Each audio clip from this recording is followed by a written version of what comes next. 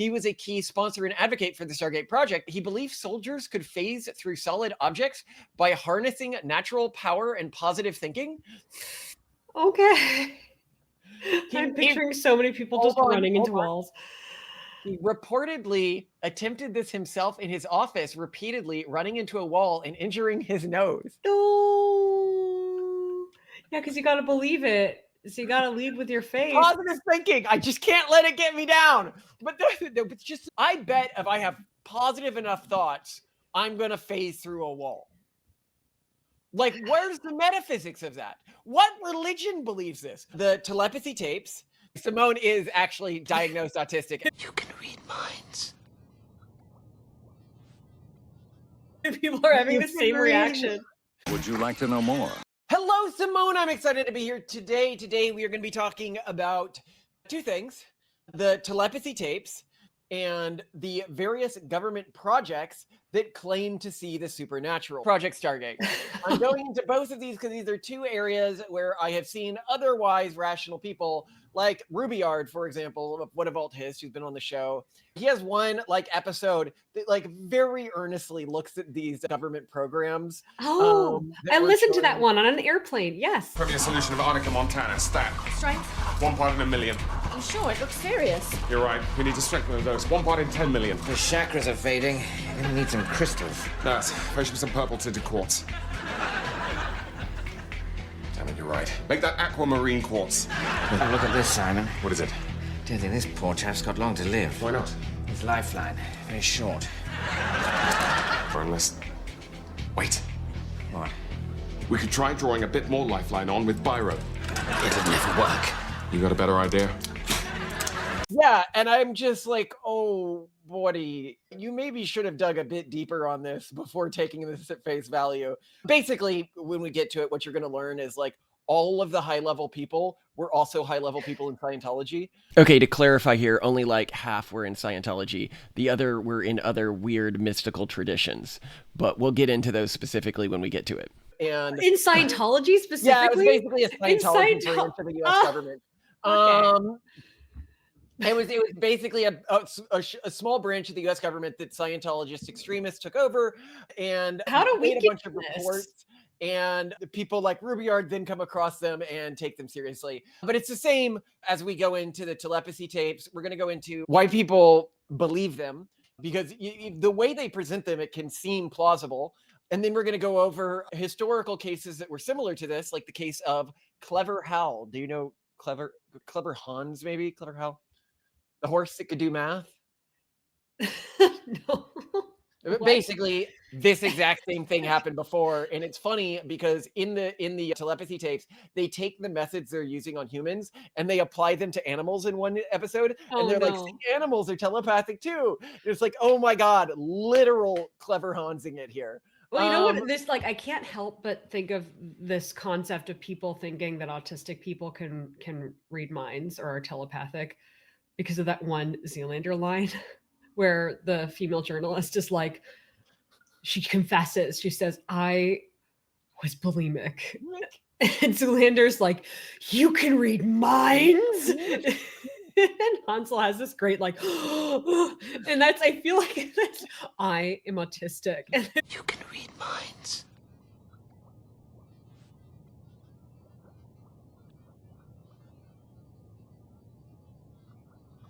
People are having the same reaction. You can read minds. Oh my god. By the way, Simone is actually diagnosed autistic. As I thought you were going to say I'm actually telepathic. You're actually telepathic. Okay, so parents and caregivers report that their children can, quote unquote, read thoughts, such as guessing random numbers, words, or colors that someone else is thinking of, even when separated by rooms or distances. For instance, in experiments described, children reportedly achieved 95% accuracy in guessing 3-digit numbers or specific details, e.g. parents' mental image, without any verbal or visual cues. Dr. Powell, a former Harvard faculty member and parapsychologist, claims to have documented this in controlled settings, suggests it's not random, but a form of mind-to-mind transition. And he goes on here to say that there's other gifts as well that these people have. They can see auras, colored energy fields around people and animals and plants that help diagnose things. speak or understand multiple languages they've never learned, play musical instruments at a perfect pitch and recall a song instantly, predict future events and visit people in their dreams, perceive time. Now, I'd always note on the predicting future events one, like whenever somebody's like X person can predict future events, I'm like, why aren't they rich? Why aren't they rich? If they can do this accurately, why aren't they rich? You know, there should be incredibly easy to play markets if you can predict future events. And they're like, markets aren't personally meaningful to them. And I'm like, okay, put their life savings on a market. Now it's emotionally salient if they lose in the future. It'd be really cool though if like all the secret billionaires in the world just actually are, they can just see into the future. They just keep their mouths shut. You know, like the way it's going to be when someone like cracks quantum computing and they just start, you know, mining a bunch of Bitcoin, but they keep it quiet. They don't go too far, so no one notices. And then a bunch of people like act as though they can do this, and they can't really, you know. You'd actually be able to tell really quickly. Well, that's a relief. Enough people monitor the way billionaires invest that if they were doing something like that, they'd immediately be flagged for insider trading. I mean, they could develop an algorithm that prevented that from happening, but I don't think they'd get away with it for like it would be more difficult. Yeah, just because you can tell the future doesn't mean you're good with algorithms. But I'm talking about these people aren't even like their main income source isn't even investing. And at the very least, it should be. Yeah. Or, you know, perceive time non-linearly, e.g. foreseeing accidents weeks in advance, or sense energy flows in geometric patterns that align with concepts from quantum physics or ancient mysticism. So how does he explain this? Dr. Powell proposes that autism isn't just a quote unquote disorder, but a neurodivergent state where the brain filters less information, allowing access to a shared informational field or collective consciousness. She links this to brain structures like enlarged ventricles, heightened midline activity, or overactive pineal gland, often called the third eye in spiritual traditions. And you see, this is why we shouldn't let women be doctors. This was a mistake here. Well, he was riding his bike when there was a lightning strike, and now he reads real fast. He's good at science and math. Black doctor. I'm going to go out on a limb here. Where exactly did he get the bike? He stole it. Right, that's what I thought. No, but joking.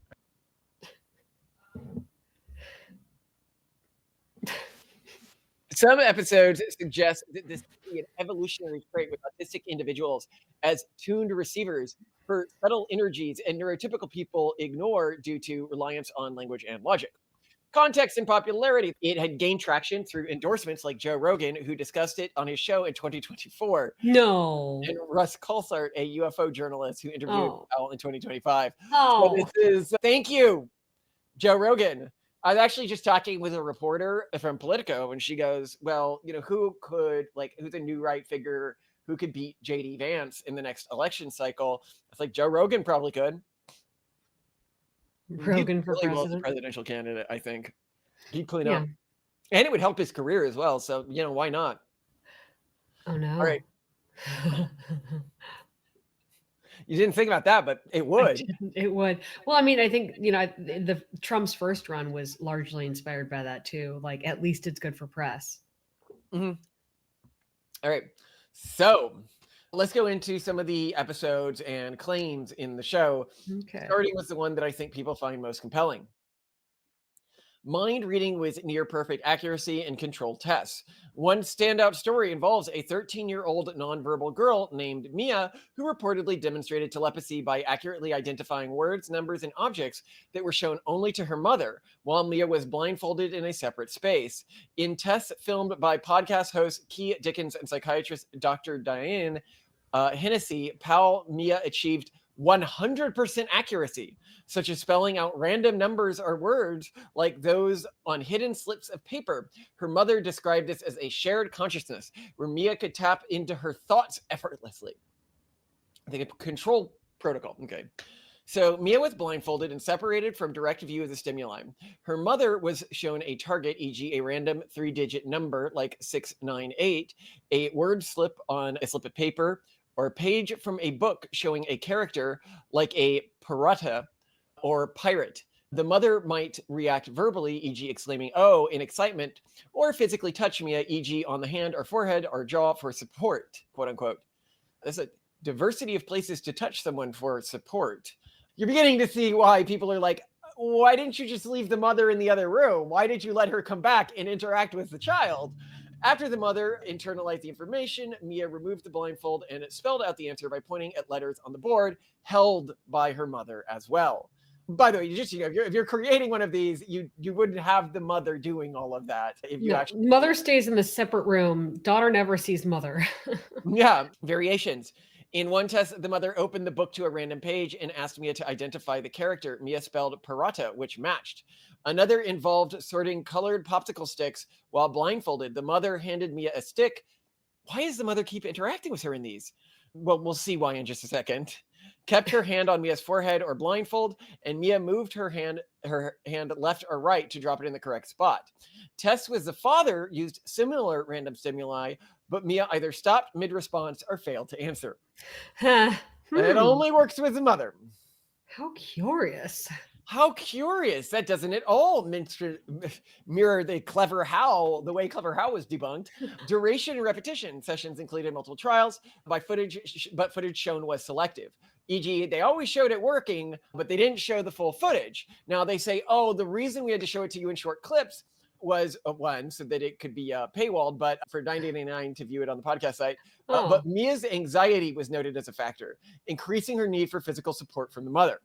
But then why did physical support from the father, who she apparently trusted as well, also work? No comment. Anyway, yeah, the father thing to me is the big hole in that one. Yeah. And they're like, oh, well, there were witnesses, and I'm like, yeah, and all the witnesses' careers required this working out in a specific way. Like, why don't you do this with skeptical people? Why don't you? It'd be an easy thing to do as one of the debunkers, right? Like, there's people who make their career debunking paranormal frauds. Why not just call one of them in and if it works in the way you say it works, they would immediately convert to your way of thinking, and you could convert a lot of disbelievers, but they don't do that. They keep it only within the realm of other believers. Now we've got another one here. Composing music through lucid dreams. Now, some of these, or most of these, other than that first one, it's like I don't even need to debunk something. It's just pretty obvious what's going on. Okay. So in this one, a mother in England shared a vivid account of her nonverbal autistic son communicating with her via dreams to co-create music starting at age 11. The son would appear to her in lucid dreams, handing her symbolic items like an ace of spades card to convey needs such as specific supplements. Over time, this involved in him. So basically, she thought her son was coming to her in her dreams and telling her supplements and stuff that she needed to give him, which is kind of sad because that's probably not what was happening. She was giving her son random supplements, but kooky granola people be kooky granola people, right? Over time, this evolved into him, quote unquote, delivering full musical compositions directly into her mind during these dream states. The son, now a respected musician, reportedly uses this method to collaborate with her, transmitting melodies and lyrics that she then records. This story was highlighted as an example of telepathy blending with creativity, suggesting nonverbal individuals can access and share ideas non-physically. This is just a sad case of the mother crediting her music to her nonverbal autistic son. Oh, nonverbal. Okay, so some more information on this particular case. The son can actually sing. He just can't compose the music on his own. So his mom composes the music and then gives the music to him, and he copies her to learn how to sing it. And some of these songs have become famous of like autistic guy sings supposedly about having autism. The mom writes the songs about having autism, inspired by her son's life. What's interesting about this case is never before 2014, when the telepathy tapes came out, had this kid or mom, both of whom were fairly famous for their songs, ever mentioned this communication from through dreams or anything like that. This is completely unique to the telepathy tapes and sort of comes out of nowhere. Yeah, I was going to ask if the son had attested to this, but he can't because he can't talk. Very convenient. Yeah. All right. Telepathic romance and communication with the deceased. So here's a fun one. Okay. A particularly emotional tale. Oh, this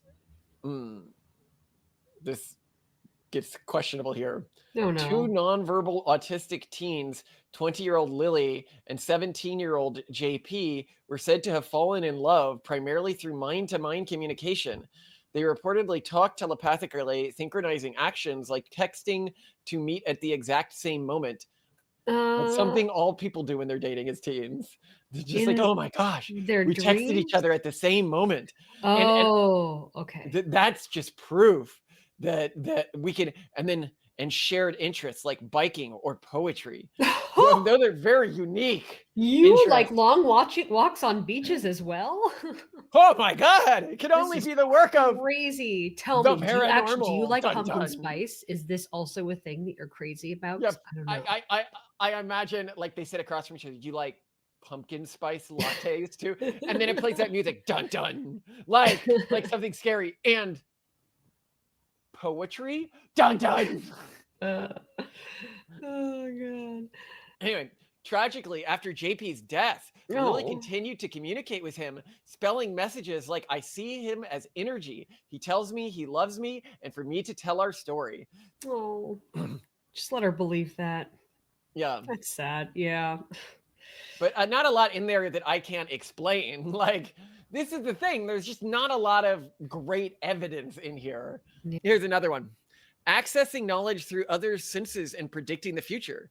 Several Okay. families recounted their children borrowing other senses, such as a nonverbal child reading entire books like Harry Potter by tapping into his sibling's mind while they read. Okay.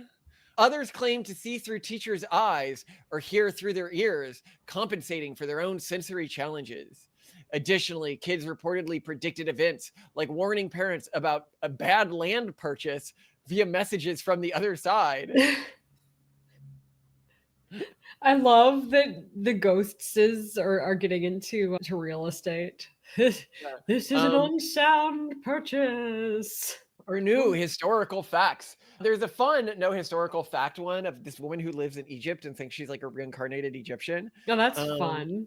Yeah, it is fun. She's living her best life. She dresses up like a ancient Egyptian and Oh, lives in Egypt okay. now. Yeah, go for it.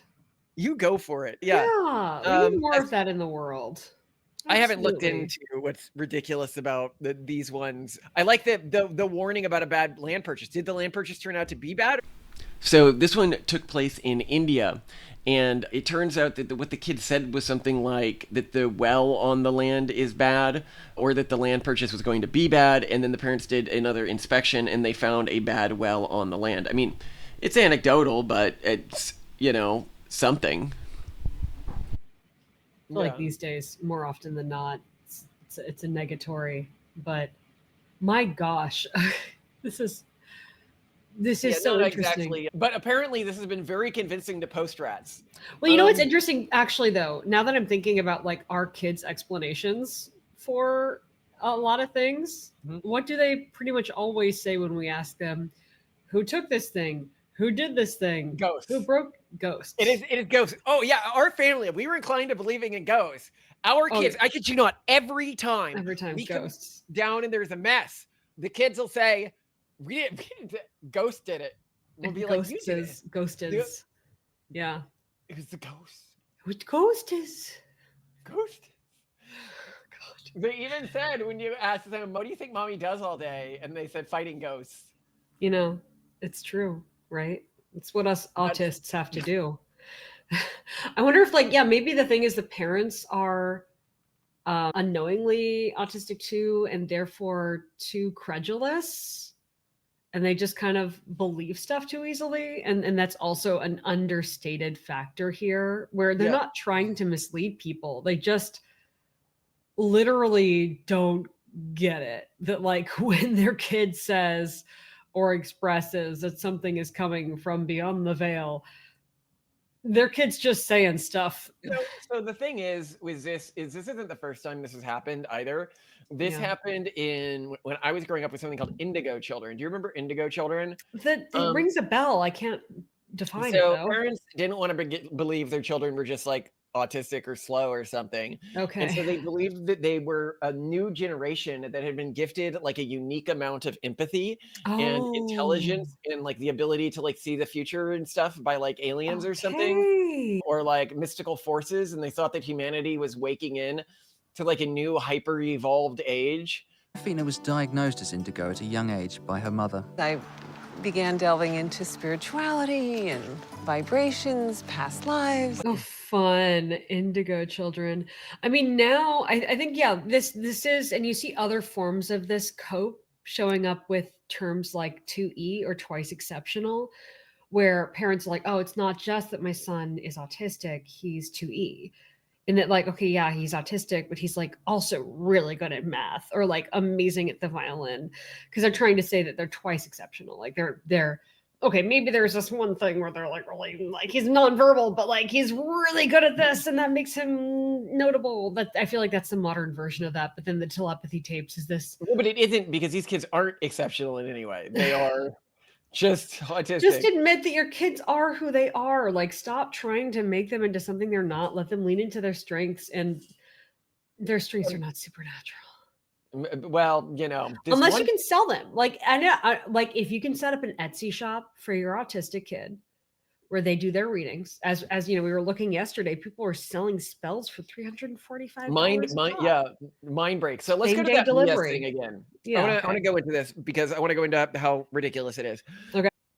Okay, in Mia's test, her mother or other facilitator physically supports her by holding the letterboard, grasping her chin, placing a finger on her forehead, or making contact while Mia points to letters. It's a human Ouija board. She's just Human Ouija board, yeah. Podcasts show the mother adjusting the board's position, leaning her body, or touching Mia in ways that could subtly guide her towards the quote-unquote correct letters, even if unintentionally. And when we get to the Clever Hal case, it was unintentional. So we know this can happen unintentionally. No, I think most of this is innocent. Yeah. Video analysis by mentalist Peter Turner revealed the mother's hands guiding Mia's movements. So to be clear what I'm saying here, a guy whose full-time job is tricking people with magic tricks watched even the limited and edited video that we have access to of this and was like, oh, here's how she's doing it, here's exactly what she's doing, and this is a very common way of performing this particular trick. This is classic FC, which was popularized in the 1990s and debunked by over 60 double-blind studies, showing that when the facilitator doesn't know the answer, e.g. has shown a different issue than the child, the communication fails entirely. Pal's similar early experiments with a child named Haley in 2014 used a divider for quote-unquote separation, but the facilitator still had the stencil and knew the answers, allowing for unconscious cueing through posture shifts, verbal prompts, e.g. announcing decimals, or waiting for quote-unquote correct selections before proceeding. These weren't truly blinded, and results couldn't be replicated under stricter conditions.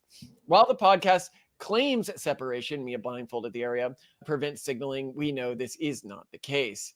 So this is where I want to get to Clever Hans, because I think that this is a story that everyone should know because it helps you see similarities like this. So around 1900s, a retired math teacher named William von Austin acquired a horse named Hans and trained him over several years to perform seemingly advanced tasks. Hans would answer questions by tapping his hoof a certain number of times or nodding/shaking his head. For example, he would be asked to add 3 + 5. Hans would tap 8 times. He could reportedly solve more complex problems like square roots, fractions, or even non-math tasks such as identifying musical notes, telling time from a clock, spelling words in German, or distinguishing colors. Von Austin genuinely believed Hans was intelligent and demonstrated this publicly in Berlin, attracting crowds, scientists, and media attention. Hans performed for free, and von Austin never charged money, insisting it was proof of animal cognition. The horse's ability drew international. So you see, not trying to make, it's trying to show, I got a smart horse. Check it out. Or yeah, he's like, he seems like some kind of proto-PETA person to be like, listen, animals are intelligent. Although I'm looking at pictures of Clever Hans right now, and I think that horse is underfed. I don't know. He looks a little, maybe the horses today are too fat, but he looks a little too svelte for me. So in 1907, psychologist Oscar Funkst conducted a more rigorous investigation, because there had been light investigations before this, but this guy's like, okay, let's actually put controls in place. He discovered Hans wasn't actually doing math or thinking independently. Instead, the horse was extensively sensitive to subtle, unintentional cues from the person asking the question, the quote Oh, unquote handler or questioner. Key findings. Hans would start tapping when a question was posed and stop when he reached the correct number. Funks noticed that the questioner, including Austin, would unconsciously tense up, shift posture slightly, or raise eyebrows, or even alter their breathing as Hans approached the right answer. These microsignals, often invisible to the naked eye, prompted Hans to stop tapping. For instance, a slight forward lean or widening of the eyes signaled that's it. The control experiment. When the questioner didn't know the answer, e.g., the problems were hidden from them, Hans's accuracy dropped to near zero. no. Similarly, if the questioner was out of sight behind a screen or wore a blindfold, Hans failed. But if a new handler was introduced who knew the answer, Hans regained his skills, showing it wasn't specific to von Austin, but that any human providing clues would cause this effect. So Importantly, Hans was clever. He was a he clever was boy. clever, just not in the way they thought. Yeah. And this created something called the clever Hans effect. And the guy, clearly, if you had a horse and anyone you put in front of this horse, it would get to the right number, you're going to be like, this horse, no, mother. But apparently, it didn't know. It was just very good at telling. And these sorts of controls are what was not put in place with the telepathy files. And so we literally just have clever Hans over again now that they're applying their same experimental protocol to animals. Horses really are smart, though. Every time I've ridden a horse, it's gone terribly wrong, and it's because they can smell fear. They just know. There was Fritz, the fat pony, my first ever horse experience. Went riding him in the Santa Cruz Mountains, and he just exhaled really heavily, and the saddle loosened up. And after riding sort of upside down on the saddle, clinging to it for as long as I could on a steep hillside, I came falling off. Fritz lost me. And then there was Buzz. Opposite. He wasn't himself a fat horse, but he was a very, very large horse for obese people in Hawaii that I found myself riding. He discovered that I absolutely had no assertiveness or ability to exert control. And so he just ran away from everyone, galloping very quickly. So Buzz and Fritz, clever Buzz, clever Fritz, clever horses, not psychic. So now let's go to Project Stargate, because I promised you guys we'd get into that stuff that they called it Stargate. Yeah, they called it Stargate. That Rubyard thought meant that we have. If you're going to say that like telepathic phenomenon exists, you need enormous proof for this, right? Yeah. And the U.S. government running stuff would be enormous proof. I mean, if the U.S. government hadn't shut it all down specifically because it wasn't producing results, if it was producing results, they would have kept it going, and you wouldn't know about these programs.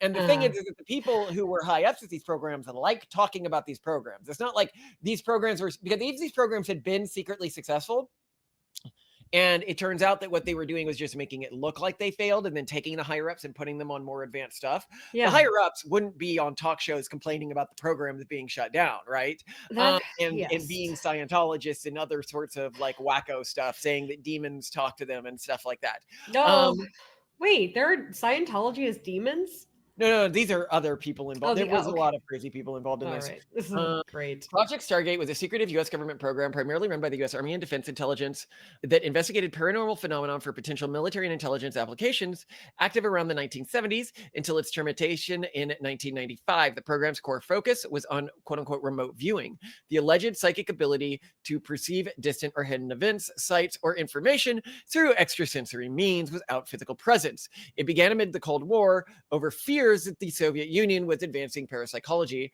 prompting the United States to explore similar capabilities for espionage, such as locating enemy installations or missing persons.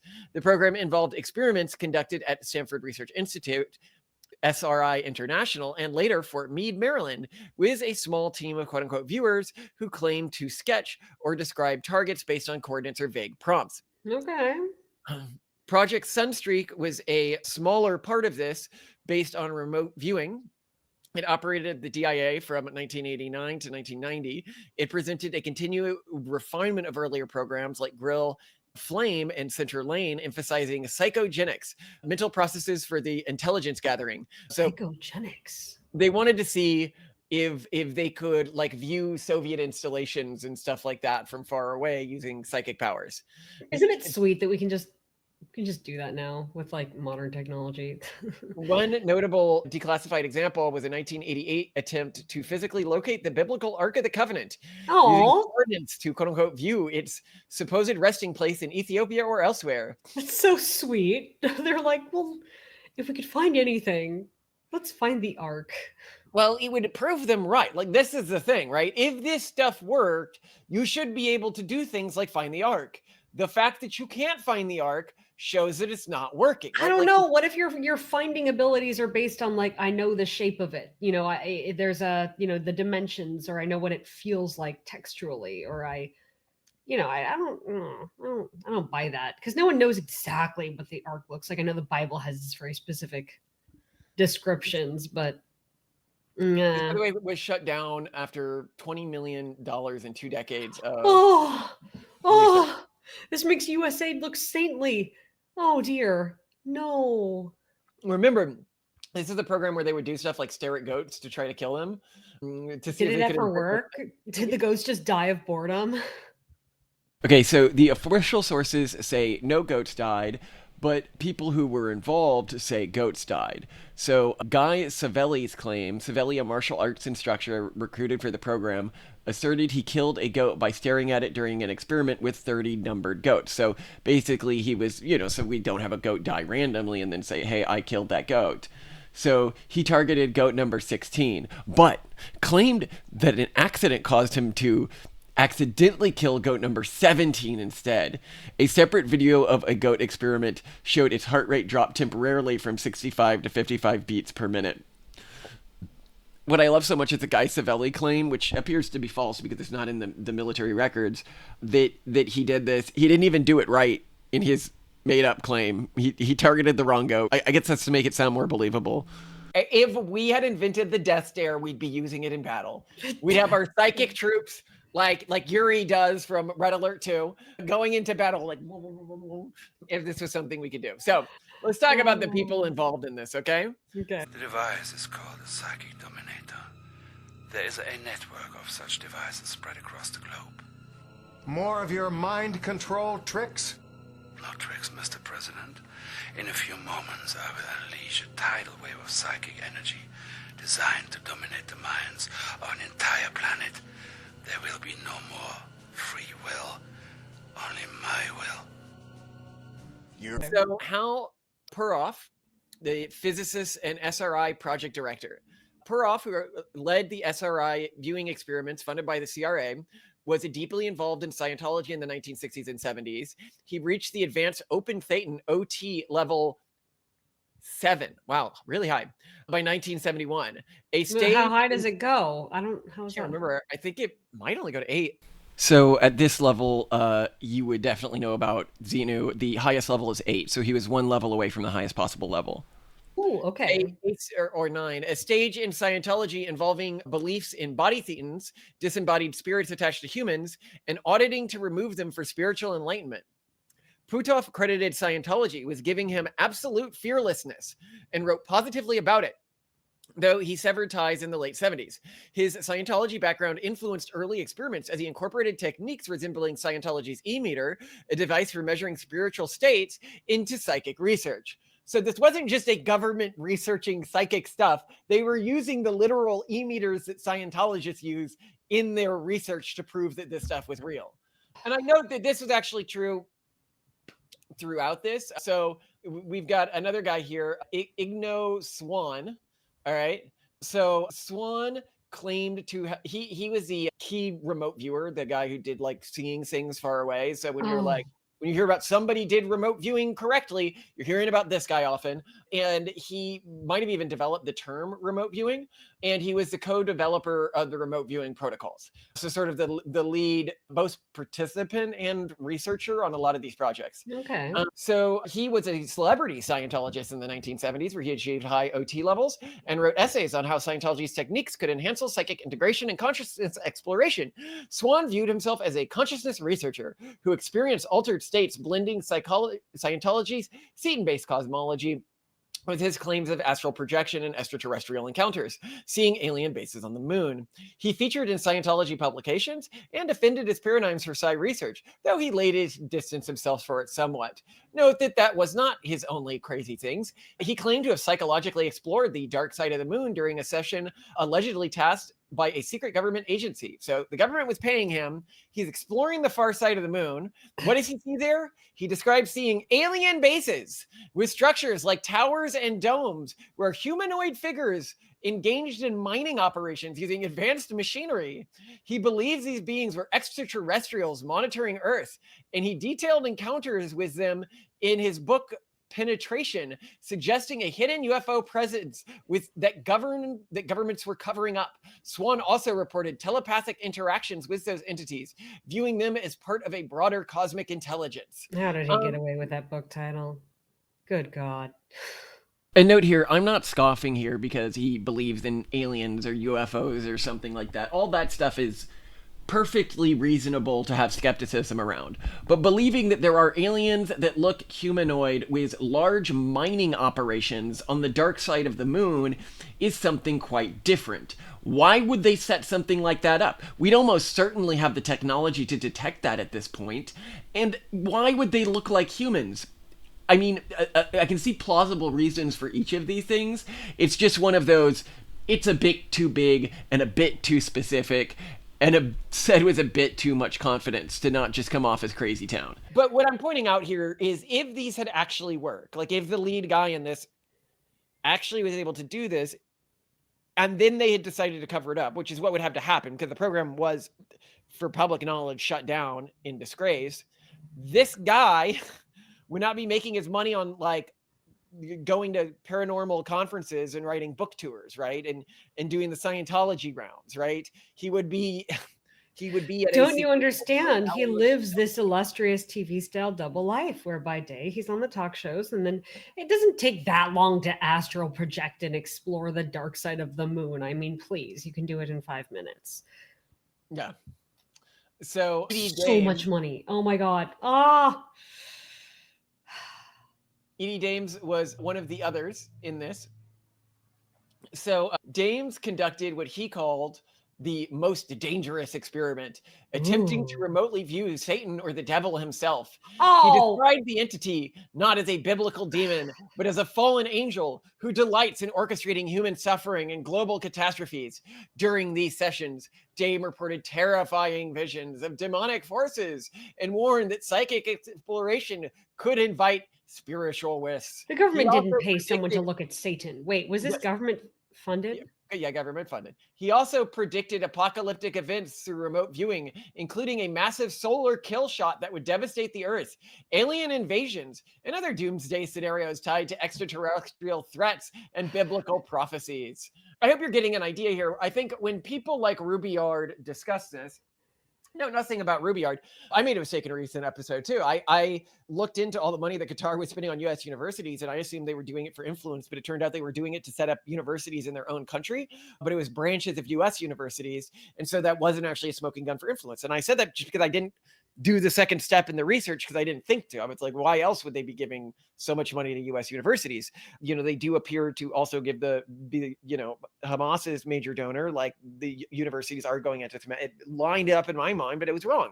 In this case, not that Qatar isn't influencing U.S. policy to be more pro-Hamas or that they don't have an interest in doing that. It's just the university donation thing was not the smoking gun I thought it was. But so I'm pointing out here, I make mistakes too. I can see you're Rubiard, you're somebody else. This stuff is presented to you by somebody who's pro this stuff, right? And so they come up to you and they're like, well, they were able to see like these distant crashes. And then they went and they visited the crash and it was exactly where they said it was. And you're like, oh, that's really cool. Like that's, I have no other way. And the government was doing this. The CIA was doing this. Like, man, that sounds super legit. And then somebody else says, and everyone involved was a high-ranking Scientologist, and they thought they were talking to demons, and then you're like, whoa, why didn't you mention this to me? No, not everyone involved with a high-ranking Scientologist, but a number of the leading figures were. And typically when you go into this government stuff and then you just need to like research who is doing it, who is running it. What other crazy things did this person say? Oh, aliens are about to take over the earth and the sun's about to shoot us and he talked to the devil. Maybe I'm going to take this. The plane was exactly where I thought it was with a bit more of a grain of salt after I see the other stuff. All right, let's go into some of the cases that people are like, this stuff just can't be explained any other way. So first, Swan, the Scientology guy we talked about before, was tasked with describing Jupiter's rings before any spacecraft had imaged them closely. He reported a ring system around the planet, describing it as a band of crystals. All right, great. The problem is that jovial rings had actually already been predicted to be made up of particles in scientific literature from occlusion data in the 1950s. And most of the other information he gave about the planet was wrong. They don't mention that. They mention, the explanation of the rings, but he got a bunch of other stuff wrong about the planet. Okay, Price was given coordinates. This is Pat Price, for a Soviet nuclear test site in Kazakhstan. He described underground facilities, a large crane, spherical tanks, particle beam research, details matching classified U.S. intelligence, later confirmed by satellite imagery. Unfortunately, this is what Price told people until things were declassified and found out that this particular viewing was considered a failure. The stuff he described, like a large crane and spherical tanks, were pretty much ubiquitous across the Soviet sites at the time.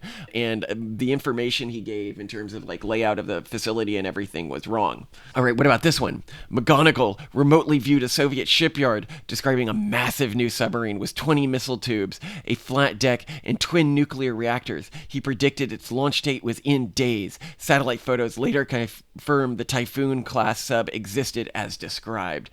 Except the Typhoon class was very similar to just like a larger version of pre-existing Soviet types, and we already had some intelligence leaks on the Typhoon type class that it's very likely he might have had access to, given the guy who is running this, which we'll get into in a second, and would have just pretended that he didn't know about. For the launch date, coincidence. I mean, they're like, it was close. It wasn't right on the dot. Okay, next. What about McGonigal when he helped Dozer's captivity in Italy, where he was held by Red Brigade terrorists, including building details and nearby landmarks? This aided in his rescue. Okay, so this one is often mistold here. The psychics did participate, and people did listen to what the psychics told them in terms of trying to find the guy. The problem is that everything that they listened to, like going to Verona instead of Padua, led to a dead end. He was actually found through conventional police methods, and himself, the guy who was found, said the psychics had nothing to do with me being found. But because the psychics were involved and a few of the building details matched up, even though all the information they gave that was followed turned out to be a waste of time, they claim that they actually helped find this. Now let's go to the guy who was running all of this so we can understand why, when you hear things like, oh, there's no other way to explain that, you can't exactly trust what was written down or reported until we got the leaked documents. So let's keep going here. Major General Albert Burt Stub III was a high-ranking U.S. Army officer who served as the commander of the U.S. Army Intelligence and National Security INSCOM from 1981 to 1984. He was a key sponsor and advocate for the Stargate Project, pushing for its funding and integration into military intelligence operations. Beyond Stargate, he was involved with other government-backed paranormal investigations, including predecessors like Grillframe and Center Lane, which evolved into Stargate, as well as High Performance Task Force. So another thing that's important to note is almost all of these projects that the government had that showed paranormal stuff were run by one guy who was a true believer and willing to just hire anyone in terms of like the credibility of these people. You think if you're trying to prove paranormal things, the last person you'd hire is a high-ranking Scientologist, or much less multiple high-ranking Scientologists. Yeah. Skeptics would be better, but... Yes. So he was notorious for promoting a range of outlandish and fringe ideas rooted in psychic and paranormal phenomenon, often inspired by New Age concepts like First Earth's Battalion Manual by Lieutenant Colonel Jim Chatton, which envisioned warrior monks using non-violent mind-based tactics.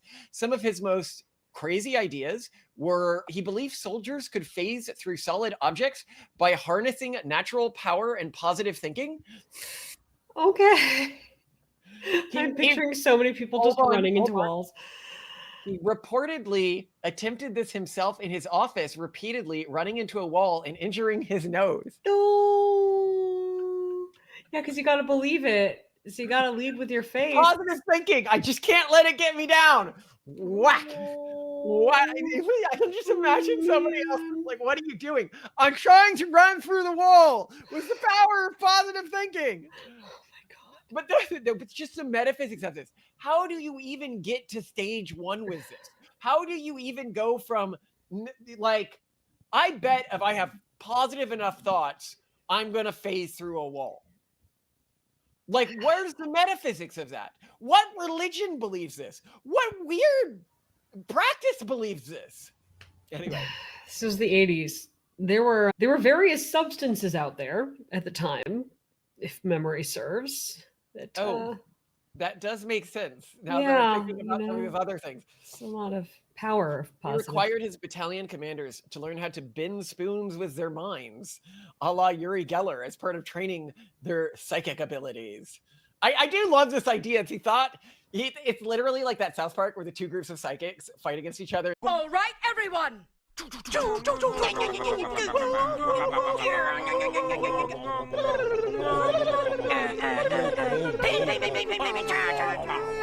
goodness, what's going on? Stand back, Mother. We're having a telekinetic battle of men. Enough!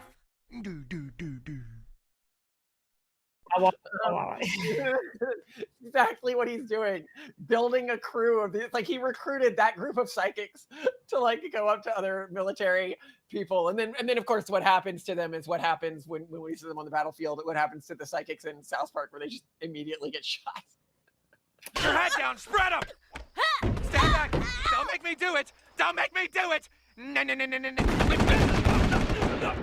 The psychic detective's horrible crime was found out by psychic detective Eric Cartman, who is now the only psychic not behind bars. What an amazing coincidence. Well, there's so many projects like this. There was Acoustic Kitty, just immediately got ran over. This is when they spent millions of dollars attaching equipment to a cat so that it could hear like what was going on around it and use it as a spy, and it was immediately run over. He endorsed experiments where soldiers tried to stop the heart of goats or other animals like hamsters purely through intense mental focus and staring, aiming to develop non-lethal psychic weapons. Sounds non-lethal? Yeah, I guess so. So it would stop the heart of a hamster, but it would just cause palpitations in a human, presumably, I guess. He advocated for training programs involving biofeedback, meditation, yoga, and extrasensory perception to create super soldiers capable of remote viewing, mind control, and pacifying enemies with harmonic sounds or positive vibes instead of traditional warfare. What's so interesting, though, is that we have like these like targeted microwave attacks, allegedly, from the Russians now. And I mean, already I can typically non-lethally compromise a human within staring distance by using a taser. So we have some solutions out. I think these solutions those exist in the microwave attacks that you're talking about, the ones Yeah. that people thought happened in Cuba, apparently never happened. No. I'll double check it in post, but if I remember correctly, it came out that they were just being spazzes. They're just like psychosomatic nonsense. Psychosomatic nonsense. Okay. Okay, so apparently they did a number of investigations. All the investigations came back saying that it was psychosomatic, but some people still believe it's real, as, anyone would with something psychosomatic. Well, but not that we don't have microwave weapons, and the Russians don't have microwave weapons that could F with a person. They just said this was not an instance of them being deployed. And I'm all for, I actually don't mind that they spent this money, and I'll tell you why. What? No, Malcolm. Because we need to know that this stuff doesn't work, okay? Okay. We ran the stuff. Never once was there a single thing of utility that came out of it. People can be like, oh, what about this individual thing? What about this individual thing? The core reports on it, produced by people who weren't this one general, say there was nothing in the program we were able to use. So only the true believers found this stuff. And you could be like, oh, well, like bad vibes or are messing it up or something. Well, it had all of the best vibes. Okay. Right. And all of the true believers. It wasn't even like, oh, well, it's because their lack of faith caused the whatever to not work. Yeah, and it still wasn't able to produce anything that anyone else could use. Yeah. If it really worked, the military would have kept it. These people wouldn't be on talk shows today, okay? They would be. I'm not denying that the government might cover it up and pretend it failed, but I am saying that everybody who let it wouldn't have, like this guy did, the core guy who funded all of it, had to resign in disgrace. Yeah, that makes sense. And also, I don't imagine we would have developed military technologies that are now used to do much of the same things, like see what's going on within buildings, monitor things remotely, etc., had we had already such a strong and robust solution for them. So yeah, if we'd figured out a way in the 80s to consistently do these things, we wouldn't have all of these other very expensive capabilities. That's a really strong point, actually. There wouldn't be, like, if the government secretly had this capability, they wouldn't have concurrently invested in something that duplicates the capability. Very expensively. Yeah. Very expensively, our spy satellite network. So I think we have pretty concrete evidence that this stuff didn't work. And with this stuff not working, that unfortunately blows up one of the core arguments people have for psychic stuff. Okay, so it's useful. Oh, you give me a silver lining here, because I was getting a little depressed. I mean, it gives us more evidence that psychic stuff probably isn't real, that there is not, you cannot make psychic weapons. You cannot. I'm super okay with that. Yes. And yeah, it's just like, again, was this general, like everybody hears, oh, they found this plane this one time in like a rare location. And I was like, the guy managing that report severely injured his nose from running into a wall multiple times, trying to run through it with the power of positive points vibe. For really being a believer, though. Right, but the point I'm making is these reports weren't exactly being treated with a lot of scrutiny at the time. And the people who were involved, like some of the farseers, were even professional, like illusionists, i.e. fake magicians, before going into this. Now they'll say, oh, well, the stuff I did for them wasn't fake. Well, you were getting a paycheck, buddy. I have seen the stuff that magicians pull off and it looks pretty good. They just can't do it when they're against a anti-paranormalist, i.e. the people who are meant to detect this stuff. And I'll note that it was the CIA stuff. They never put in these anti-people to attempt to check or vet when they said, oh, this thing actually works, which would have been an easy thing to do. You know, that could have convinced people, that could have gotten other people in the military on board. But I think the people who are involved in this all know in the back of their heads that none of this is real. And I also see this when it comes to religious types who are like, well, you know, some people are so pious that they can murder someone with a thought. And then I'm like, okay, or you tell the future or see the future. And I'm like, okay, maybe that was true in the past. But if that was true today, you know, why aren't these people super rich? Like, why aren't these people running the religions, right? Like, and then showing us that they can do this stuff. Presumably that would help people's faith. And then they might be like, well, you can't do this stuff for personal gain. And I'm like, well, if you're a Jewish mystic, I'm sorry, buddy, but your tradition doesn't say that. If you look at Rabbi Eliezer from the snake oven story, he ended up killing the rabbis he was mad at for no reason other than being right. And God admitted that they were right. And he was so mad that God admitted he was right that they had somebody follow him around so he wouldn't pray that they died. And then one day the person like was pulled away from him or something. And so then he immediately got to them, starts praying that they die. And they all die because he is a psychopath. But clearly, you know, at least the Jews believe you can do this in a self-interested manner, and it works. So what I'm saying is, if these powers ever existed, they certainly don't exist in populations today. Now, I point out that I do not believe they existed. Other people will be like, but you believe the Bible, and I believe that at the time these stories were written, people believed this stuff, but I don't think that that's what it actually was. You know, one of the stories I always note from the Bible is, and I think that it's a miraculous that this is preserved for us, is Simon Magus. You know, unless we think that there were actually like multiple magicians, Christian and non-Christian people who had like real magical power walking around Israel at that time. Okay, maybe you can believe that, but you can believe, okay, there were a bunch of fraudsters, i.e. magicians, what today we would call like paranormalists. What would we call them today? Illusionists who walked around, and these people are what people would call magos, right? Like magicians of the time period. Right. We can be like, what happened if a professional illusionist saw Jesus's magic? And we know from the story of Simon of Magos, he saw it and he goes, "Can I buy that trick?" And Jesus is pretty mad about this. But we know that a professional illusionist of that time period, when he saw what Jesus was doing, thought it was an illusion. And no, I don't see this as a bad thing at all. Like, I don't see this as disconfirming that Christ was the Messiah or anything like that. You can go into our track series, but I don't think it was genuine magic. And I think that the Bible records it for us so that we won't think that, I mean, like, obviously the Bible is meant to be interpreted by different people during different time periods. Somebody during that time period was supposed to believe that it was magic. Somebody during the medieval period was supposed to believe it was magic. Somebody of today is supposed to be able to recognize, what did a professional illusionist think when he saw this? Oh, that is miraculously recorded for us. Yes. Yeah, that's sort of my thought on all of this. I'm rabidly anti-mystic, as a lot of people know, but I also think just reality is rabidly anti-mystic, and that what happens when you go down the mystical pathway is truth becomes a subjective internal experience. And so when two people disagree about something because they gain their information about reality through, whether it's corrupted mental states like sitting in odd poses or twirling or taking drugs, they're just like, well, my subjective interpretation is right, and the other person's like, my subjective interpretation is right, and whoever gets more followers or is more popular, that's whose subjective interpretation is right, and now they get to dictate what's true and what's not true. And this is what you keep seeing with cults and stuff like Leverage, etc. Anyway, Yeah. Any final thoughts, Simone? No, this was just equal parts enlightening and horrifying. But yeah, mysticism sucks. Yeah. It's the worst. Yeah. Yeah, And of course, get over it. disagree with us, he's going to be like, oh, it doesn't matter that there were all these Scientologists involved, or that the guy running it kept running into walls, or that there's this one or two instances in it which seem really suspiciously hard to disprove.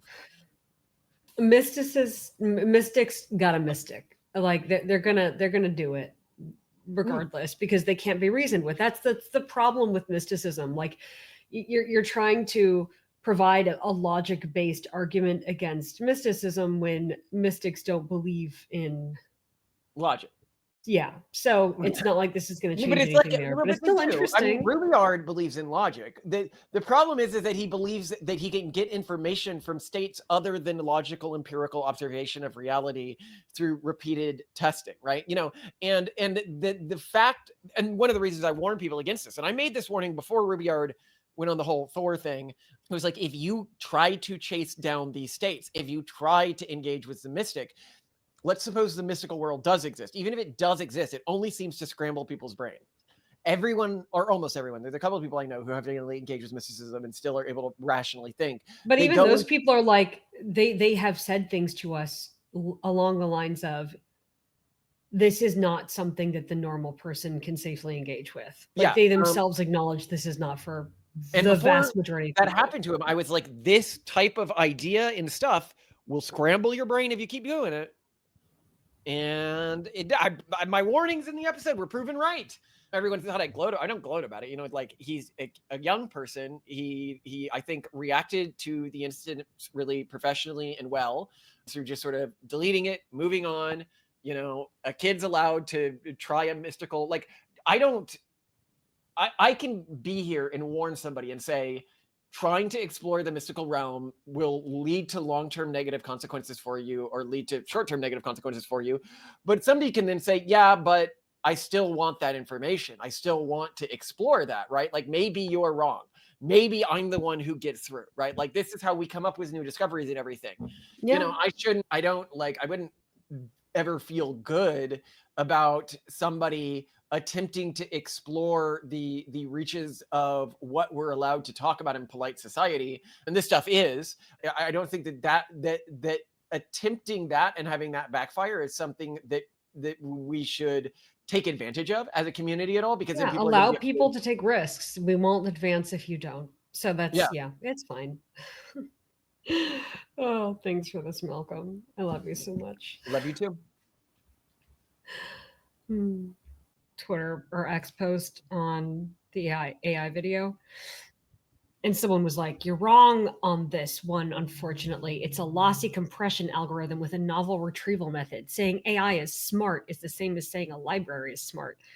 And tell me if this is too snarky or wrong as a response, but I wrote, "A lossy compression algorithm with a novel retrieval method. Oh, like a human mind? Not much for us, have they?"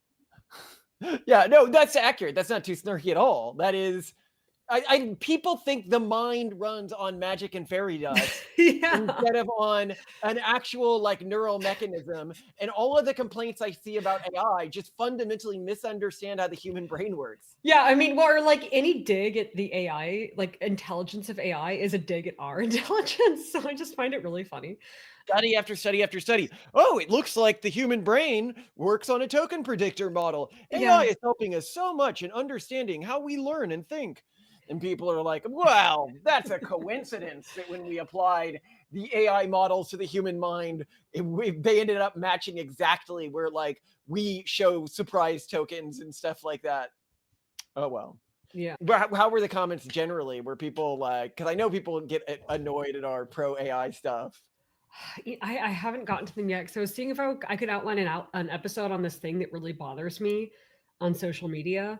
The inspirational quotes thing, like the brain rot inspirational quotes. Yeah, disease. like why are people doing that? That's Yeah, but bizarre. also like I'm looking at the history of it. I mean, because obviously people have used inspirational quotes for a long time. I mean, it used to be Confucius and it used to be like lines from the Bible. And then it was, it was Ford, it was Coco Chanel. And it's very clear that originally they were dispersed as a form of creating cultural conformity and inseminating people with values that were seen as beneficial to society. Now I feel like they've evolved into something very different, very like mimetically virusy. I'm finding these Facebook pages. And so I fell down this rabbit hole. Meanwhile, playing in the side, I fell down this separate rabbit hole with Return to Land, that like white nationalist-ish settlement. Because I found their YouTube channels and I was like, I want to watch their videos and see what they have to say. And what's so funny is like, one, they're super explicit. This is for white people. Like they're like, we want to do this for white people. But like,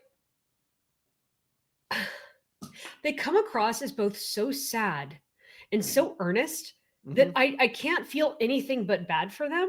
Like they're showing, like the settlements that people are starting to build on this development that they're building in the Ozarks in Arkansas. And, like there's one guy who's just living in a tent. He's like, all I've got here is my tent and my pull-up bar. And like, literally it's like a branch that he like nailed between two trees so he can do pull-ups because he's very masculine. And like, these are tough lives. And I'm just like, leave the white nationalists alone. Like they're not living your aspirational life. Like really, like stay in your city, live with the urban model. Like you are happy there. You want them to go away. Let them live in their ghetto. Like leave them alone. They're just so earnest. Like there's not an ounce of malice as far as I can detect, and I am a little autistic, but as far as I can detect, there's not an ounce of malice toward any other race. It is simply this like sad, wistful desire to return to some form of like Western civilizational greatness that isn't really real, but they believe to be real, kind of like Santa Claus. It's kind of like a bunch of people building a settlement in the North Pole being like, it's like build it and they will come. Santa and the elves used to be here. Yeah. We're just going to have to do what it takes. Santa's not going to come back unless we show that we believe in him. And I'm just like, okay, go ahead. Stay warm, guys. Like, maybe I'll go on your Amazon wish list and buy you a jacket because I just hope you're okay. Like, I feel bad. So I fell down those rabbit holes. And so I know I'm going to look at comments later, but I'm excited to see how it does.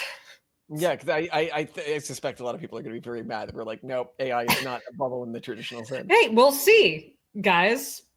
Won't you just love telling us how wrong we are? No, but hold on. We do say it's an investment bubble, but it's not a bubble in terms of its use. Yeah, we're not saying buy AI stonks, and you can't even really like all the ones that are good to buy are like private investments. Like the best you can do to invest in this space is literally to build a career around it and to start a startup that rides this wave. But anyway.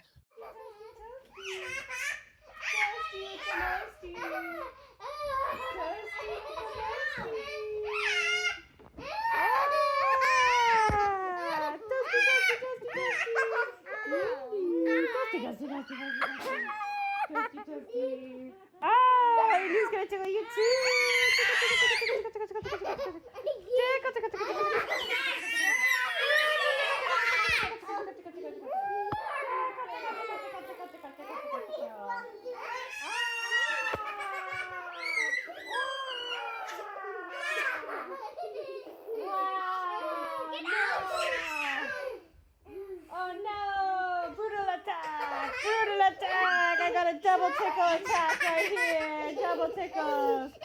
Double tickles! Oh no! Oh, no!